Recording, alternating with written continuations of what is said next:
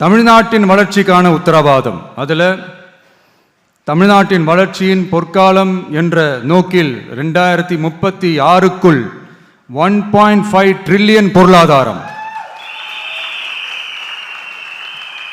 குறு சிறு மற்றும் நடுத்தர நிறுவனங்களுக்கு MSMEs ரூபாய் 15,000 கோடி சேஃப்டி நெட், மின் கட்டண நிவாரணம் மற்றும் 50 லட்சம் வரையிலான மேம்பாட்டு நிதி, அனைத்து பகுதிகளிலும் முழுமையான வளர்ச்சியை உறுதி செய்ய ஒவ்வொரு மாவட்டத்திற்கும் பிரத்யேகமான ஒரு மாஸ்டர் பிளான்,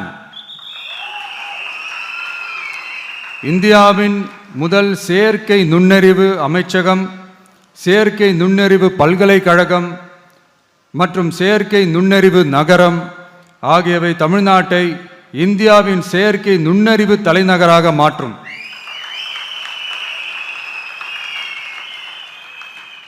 அனைத்து முதலீட்டாளர்களாலும் மிகவும் விரும்பப்படும் முதலீட்டு இடமாக தமிழ்நாடு மாறும்.